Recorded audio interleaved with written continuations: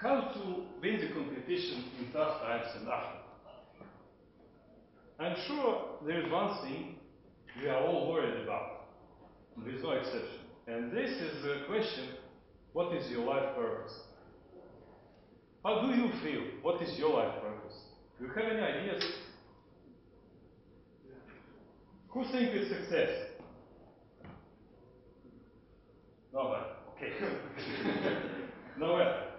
But if somebody thinks it is success, I will ask, what is success?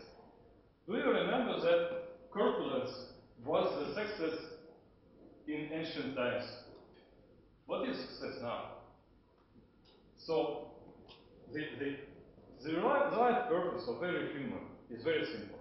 It is happiness. Yes, just that simple. Are you happy with this answer? What do you think? Well, you may ask me, if the answer is that simple, there should be a simple way to achieve this so much desired state.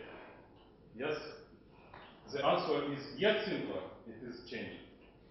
So, I think we all agree upon we need changes. We need changes on every levels, from changes in one's life to change of world economy model. And world economic crisis just have made the issues we are facing more evident. More people became aware of it. And this is a good thing about crisis. Do you agree? Well, a lot of countries, more than 40 now, are trying to develop their own gross national happiness metrics, trying to set up happiness-centered economy. It's not trend from yesterday. But what can we do today or tomorrow to improve our lives before those high-scale changes and gross national happiness metrics will be implemented? Yes, we can do something. Look at this figure. We see that happiness is wanting what you have divided by having what you want. Unfortunately, Western world, live in bottom-up culture in regard to this figure. So, why we are doing so? What exactly is wanting what you have? And how can we achieve positive changes? Well, why we compete? First of all, it is 100% natural and organic activity. Our brain functioning is well explained by so-called triune brain model. So we all have a reactive brain who is responsible for survival and body maintenance. Then we have mammalian brain, which is responsible mainly for emotions, movements, long-term memory, and in particular for competition. And then we have neocortex, being the smaller part of our brain, which is responsible for analytical functions, cognitive activities, reasonable thinking, decision making. So we as humans experience not only physical body evolution, but mental or emotional evolution too. So if we look what the competition was in Stone Age, it was mainly about dead or alive. Then later competition evolved to domination, to need to prevail. And this is basically the competition as we know it today. Majority of people trying to get bigger houses, bigger cars, yet another diamonds covered iPhone. Companies trying to get bigger market shares, bigger customers base. But what's wrong with this competition? The worst thing about this kind of competition is this produces huge amount of people, of so-called losers, people with low self-esteem. Because for the simple reason, it's impossible for all people to become winners in competition as we know it today. So, how can we change the things, keeping in mind that we cannot simply ban our emotional needs that are implanted in our brains need to compete, need to be right. So the solution is to replace external competition and social comparison by internal competition and self-comparison. So you may say there are people in the world who already practicing it, and you're right. There are people like monks, there are people like spiritual development adherents, and people who work on self in general. But my vision, the one that I want to share with you today, is that this model, internal competition and self-comparison, should become modus operandi for majority of people in the world, for all people in the world. And not only in spiritual area, but in all areas of their lives. I mean educational, economic, social, in all areas so-called material life, not only in spiritual. The idea is very simple. The energy we spend on external competition can be used to collaboration, which is stuff of growth, as Steve and Robertson know. Less we compete, more we cooperate. How can we achieve it, in fact? It's a very simple way. We should only give new meanings to some words we know already. So, what means to be right? It doesn't mean that one man can be more right than another man. Just like a woman cannot be more pregnant or less pregnant. Being right means living up to your veil, accomplishing your mission, and fulfilling your life purpose. So, how can we define both happiness and success then? When we are happy, when we are satisfied, we experience satisfaction when we overcome certain obstacles and get what we want. But if we are achieving transient goals, such as getting a new car or buying a new house, we experience only temporary satisfaction, temporary happiness. Is it possible to experience permanent happiness or sustainable happiness?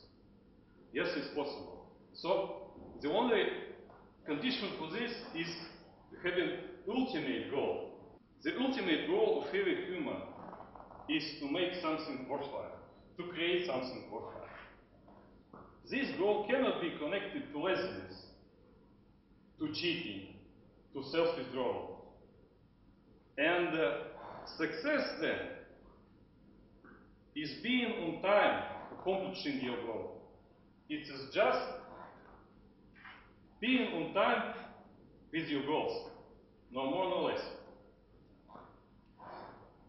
So, interesting thing about happiness, if we use it as a feedback for our actions, for our decisions, we can easily know if we are going the right direction. On the other side, pursuing happiness, you automatically win any competition, once and forever. For the simple reason, because if you are pursuing, accomplishing your truly mission, there are no other participants, except maybe for your ego, which is always against any changes, even positive. But it can be so. Well, is this approach a practical approach? Yes, it is practical approach. We all know Matt. Matt was drawing always. And he always knew he was gonna be drawing till the end of his life. But we know a lot of pupils in schools who think the same way. But what makes Matt really special person? His pursuit for constant growth. When he noticed he was not getting much better with his drawing, he changed his focus to jokes and stories. So he was pursuing growth, internal growth in himself, which led him to success. you know, Matroni, who soon after school created Simpsons. And you may ask me, who will benefit from doing what you love and not doing what you don't love? From my personal experience, I may tell, it is win-win combination. In my case, it was even win-win-win combination. Because when I resigned from well-paid, decent job in big company, before the crisis, I won because I quit job I didn't truly love and started doing what I really love. The guy who came to my place won because he started doing what he loves doing too. And even employer won because he got performance gain. Why? Because you do not need to motivate the guy for doing what he loves doing. I believe that the school and educational system in general is the first place to implement all changes. I see at least two reasons for it. First, children are very flexible, and it is much easier to implement good habits than to change bad habits later. Second reason is that if we implement good behavior, good habits and good behavior in school now, this will be woven in our lives tomorrow naturally. So I will tell you a short story, real story about the implementation of this concept in one school in Podgorica. So it is regular school without changing the structure of school, the framework, nothing was changed.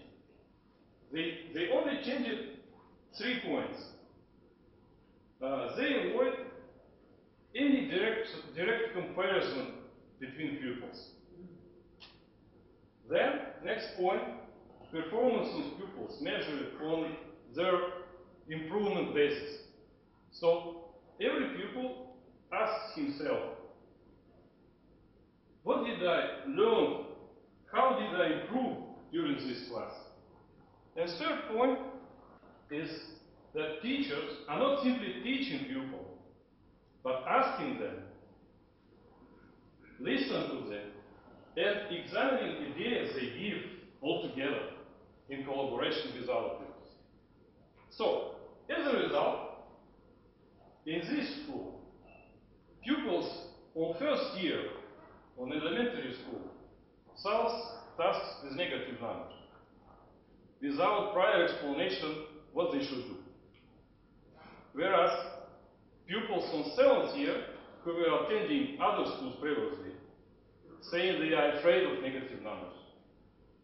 Pupils from third year on elementary school solve tasks from the program for 6th year on mathematics. And there is one girl in this school. Last year she was on 7th year in elementary school. And she was performing bad in mathematics. Despite hard efforts, she was only moderate. She attends an American school in Podgorica, QCI.